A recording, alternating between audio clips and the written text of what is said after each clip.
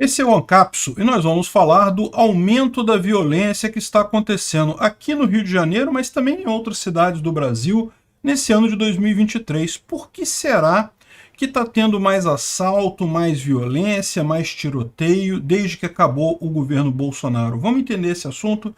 Essa notícia foi sugerida por Didi Leon na Profit Store, Duplo JP Costa e várias outras pessoas. Obrigado aí ao pessoal que sugeriu a notícia, obrigado a você que está assistindo o nosso vídeo. Se você gosta do nosso conteúdo, por favor, deixe o seu like e se inscreva aqui no canal, né? Pois bem, olha só que coisa, né? Do início do ano para cá, o pessoal tem notado aqui no Rio de Janeiro um maior número de assaltos, de roubos, um monte de gente reclamando de casos assim que não quer dizer que a gente não tem ainda uma estatística mostrando isso de forma muito ampla, mas há um sentimento aqui no Rio de Janeiro de que aumentou a quantidade de violência, de assaltos, de roubos por aqui, né? E não é só isso. Como vocês podem ver, essa notícia do Globo aqui do dia 2 de abril, de alguns dias atrás, fala sobre um aumento nas guerras entre o tráfico e a milícia aqui no Rio de Janeiro, que foi justamente, em resumo, por que aumentou a violência entre o Comando Vermelho e a milícia? Porque o Comando Vermelho está atacando os rivais para ampliar seus domínios. O óbvio. Isso é o que toda facção criminosa tenta fazer, ampliar os domínios, aumentar seu território e coisa e tal, né? A reportagem do jornal aqui vai descrevendo o que acontece, os vários casos de conflito, quem é quem aqui no Rio de Janeiro, o Comando Vermelho, Terceiro Comando e coisa e tal. Mas, de novo, isso daqui é só uma visão mais ampla da coisa. Como eu disse, também está tendo mais roubo, mais furto, mais ocorrências no dia a dia, segundo o pessoal. Mas aqui, olha só, o Comando Vermelho está tentando tomar Rio das Pedras, que é o berço das milícias. É uma favela, para quem não conhece o Rio de Janeiro, é uma comunidade enorme lá na Barra da Tijuca, onde nasceu a milícia ali. Realmente uma região enorme. Parece que tentou também entrar no Gardenia Azul, que é outra comunidade ali perto também, que também é muito grande, a milícia é muito forte ali. Enfim, tem havido um aumento da criminalidade aqui no Rio de Janeiro e em outras cidades do Brasil também. E qual que seria a explicação disso, né? O que mudou do ano passado para outro? A gente poderia dizer que o principal caso aqui seria a mudança do governo, né? A entrada do governo Lula e o fim do governo Bolsonaro. Essa seria a principal mudança que a gente teve do ano passado para esse ano. Fora isso, o que teve mais de mudança? Não teve nenhuma mudança significativa. Mas mesmo essa mudança do governo, se você parar para pensar, não faz assim tanto sentido, porque, por exemplo, a questão dos cidadãos terem direito a ter armas, né? Isso é uma política que era comum na época do Bolsonaro, e o Lula mudou isso. Agora é muito difícil você comprar arma nesse momento, mas a verdade é que a gente está com 4 meses de governo, 3 meses e pouco de governo, então, ou seja, as pessoas ainda têm armas ainda, né? Não é como se tivesse mudado de forma fundamental isso daí, né? Outra coisa que você pode alegar, por exemplo, é que o governo Lula ele é um governo mais leniente com o crime, né? Ele tem uma ligação, uma visão de mundo, de menos punição ao crime, coisa e tal, de mais abertura, de menos penas e mais perdão e coisa e tal. Então você poderia imaginar que isso também está fazendo diferença, né? Mas a verdade é que, de novo, né, a gente está falando de 3 meses, 4 meses. Como é que pode, em tão pouco tempo, fazer tanta diferença isso assim? Veja, eu não tenho dúvida nenhuma que essa política do PT e a política do PT do cidadão comum não poder ter arma e da justiça ser mais leniente com o crime, fatalmente vai levar a um aumento do crime, né? A minha dúvida aqui, a minha questão aqui é por que isso está acontecendo tão rápido? Não daria tempo dessas coisas efetuarem de forma muito significativa em tão pouco tempo, né?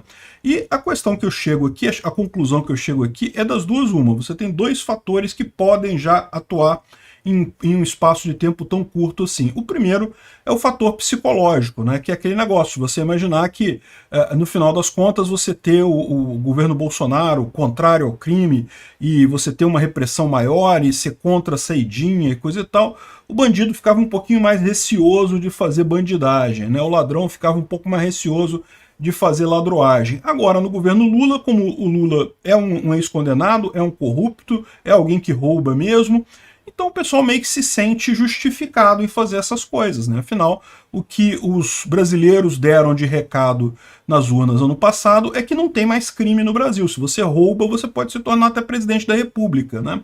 Isso foi o recado que os brasileiros deram na urna. Então, assim, tem esse fator psicológico. Isso é uma coisa que poderia afetar em bem pouco tempo, e você já vê esse aumento da violência aqui durante o governo Lula, nesse início do ano de 2023.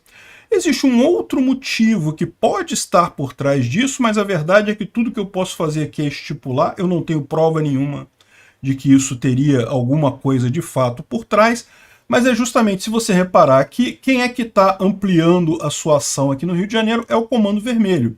E você sabe que o Comando Vermelho aqui no Rio de Janeiro ele é ligado a partidos de esquerda, né? O vermelho de Comando Vermelho é do comunismo, né? O Comando Vermelho surgiu no presídio de Ilha Grande, aqui no Rio de Janeiro, justamente na época dos militares, em que os militares colocavam ali os bandidos de maior periculosidade, e nesses bandidos de maior periculosidade estavam justamente os chefes do tráfico aqui no Rio de Janeiro, que era um bando de pé rapado e coisa e tal, mas que fazia, né, o tráfico de drogas aqui, e botou no mesmo presídio os revolucionários esquerdistas aqui do Brasil.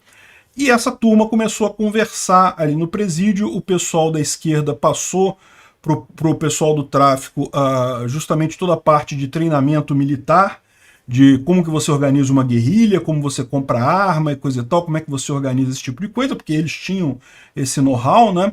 E também passou um pouco da filosofia comunista e coisa e tal. E do outro lado, o pessoal do tráfico de drogas tinha muito dinheiro, por mais que fossem na época quadrilhas bem menores do que são hoje, né? O tráfico de drogas sempre deu muito dinheiro no Rio de Janeiro e no Brasil como um todo, né? Então, em contrário, foi isso, o tráfico de drogas financiando esses grupos revolucionários esquerdistas aqui no Brasil. Esse fenômeno não é um fenômeno que aconteceu só aqui no Brasil. Para quem viu aquele seriado Narcos, né, lá da Colômbia, também mostra muito bem como que o narcotráfico na Colômbia foi ligado a esses movimentos comunistas na região. Então, assim, eu não tenho nenhuma prova para dizer isso, eu estou apenas especulando que pode ser isso, porque justamente como você vê as notícias aqui, quem foi para cima foi o Comando Vermelho. Quem está mais forte nesse momento é o Comando Vermelho. Será que está havendo também uma ajuda aí cruzada entre a esquerda e esses grupos revolucionários? Porque você lembra, a questão do MST também é bastante patente, né? O MST ficou quietinho durante o governo Bolsonaro, não conseguia invadir nada. De repente entrou o governo Lula e o MST agora está invadindo um monte de coisa, está fazendo abril vermelho, que vai invadir, coisa e tal. Ou seja, parece que vai além da expectativa da impunidade e entra num outro aspecto, que é justamente o financiamento dessas entidades terroristas, né? De novo, eu tô dizendo que é uma possível explicação. A outra, como eu falei, é a explicação possível, que é a questão psicológica, né? Desses bandidos se sentirem mais à vontade de fazer esse crime, uma vez que foi eleito um bandido para presidente do Brasil, né? Enfim, agora, não é só isso, né? Um outro tipo de violência que tem crescido também foram ataques em escolas, né? A gente tem visto aí há alguns dias vários ataques em escolas. Eu falei sobre o mais recente deles lá no Opinion Free Market, que é o meu canal exclusivo das mídias alternativas. Eu falei lá porque eu queria fazer algumas ligações disso com o direito de portar arma, que podem não ser muito bem-vindas aqui no YouTube, então falei lá no meu outro canal. Mas uma coisa que o pessoal está colocando aqui é que cresceu muito. Se você reparar, não usam armas, mas houve vários casos de ataques em escolas aqui no Brasil, e esse tipo de ataque é uma covardia danada, porque a coisa mais covarde do mundo é você atacar criança, não tem lógica nenhuma isso, né? E uma coisa que eu sempre falei isso, e eu falo inclusive eu falava isso inclusive com relação a lá nos Estados Unidos, uma crítica às redes de televisão americanas, que justamente porque elas querem impor a propaganda anti-armas, né? Elas adoram fazer publicidade dos ataques a escolas americanas lá com armas, que os alunos matam outros alunos, aquele negócio. O que as empresas de televisão querem é falar mal das armas, então usam isso. Só que, no momento que você dá publicidade a esse tipo de coisa, isso é um fenômeno que é social. Eu falei isso sobre esses ataques lá nos Estados Unidos, e a mesma coisa parece estar acontecendo aqui. Felizmente parece que o pessoal está acordando para essa realidade, e realmente faz todo sentido. Vocês sabem, né? Existe um motivo pelo qual não se divulga suicídios por aí. Por quê? Porque é conhecido que isso é um fator social, um fenômeno social, que quando você diz que uma pessoa se suicidou, você inadvertidamente acaba fazendo propaganda e levando outras pessoas a fazer a mesma coisa, né? Eu lembro de uma vez que eu estava numa estação do metrô aqui do Rio de Janeiro, e eu cheguei a entrar e ver a equipe médica tentando tirar o corpo da pessoa que tinha se jogado no trem do metrô aqui do Rio, e estava tudo fechado o metrô, né? Fechou tudo, tive que pegar um ônibus para ir para casa e coisa. Quando eu cheguei em casa, vi o jornal, o metrô teve uma falha mecânica. Como assim? Não foi uma falha mecânica, foi alguém que se suicidou. Mas eles não divulgam. E estão certos em fazer isso, porque existe esse efeito realmente, né? Só que da mesma forma, existe isso nessa questão de ataques à escola, né? No momento que você divulga que uma pessoa fez isso, por mais que seja uma coisa doente, que você não imagine que outras pessoas vão querer fazer a mesma coisa, por mais que essa pessoa seja criticada e não elogiada, isso acaba ajudando outras pessoas a fazer também, né? O Grupo Globo mudou a política de cobertura desses massacres. Eles disseram que não vão mais colocar nem a imagem nem o nome dos autores de ataques. Acho justo. Também tenho feito isso, também não mostro imagem de autor de ataque, não falo o nome, para não dar publicidade para a pessoa, né? Isso é uma coisa que pode piorar esse tipo de situação. Agora, eu quero ver se a Globo vai fazer isso quando for armado, porque esse pessoal que é anti-armas, na verdade, eles gostam quando acontecem esses eventos em escolas com armas, porque para eles dá um monte de munição política para eles. Então, na verdade, eles querem que isso aconteça mais vezes. Então, vamos ver como é que vai ser o comportamento da Globo quando acontecer. Infelizmente, eu adoraria que não acontecesse nunca mais esse tipo de coisa, mas infelizmente existe a chance disso vir a acontecer no futuro, e quando acontecer, eu só quero ver como é que a Globo se ela vai se ater a essa política dela de não revelar nada, ou se vai revelar justamente porque é interesse deles que aconteçam mais casos desse tipo para eles poderem usar politicamente, né? Enfim, é uma tristeza muito grande essa questão da violência toda, tanto a violência de roubo, assalto, como, lógico, essa violência absurda em escolas e coisa e tal. Agora, o pior de tudo é ver a galera da esquerda usando isso politicamente, como o Flávio Dino, que já disse que não, que a culpa é da internet. Não, tem que regular a internet, não pode deixar as pessoas falar na internet. Vocês lembram uma época que o pessoal acusava os jogos, que os jogos muito violentos é que estão causando o pessoal de sair matando pessoas na rua? Final das contas, esse pessoal é todo mundo doente. Não, o problema é o cara lá, é o doente. O cara lá de Blumenau, por exemplo, já tinha sido preso, era usuário de droga, um monte de coisa. Não tem como dizer que esse cara já não devia estar com alerta em cima dele, com aviso em cima dele, porque evidentemente que esse tipo de gente não bate bem da cabeça, né? Esse é o problema, não é o jogo, a internet, não sei o que lá, o maluco. O problema é o maluco, sempre é o maluco. Obrigado por assistir o vídeo até o final.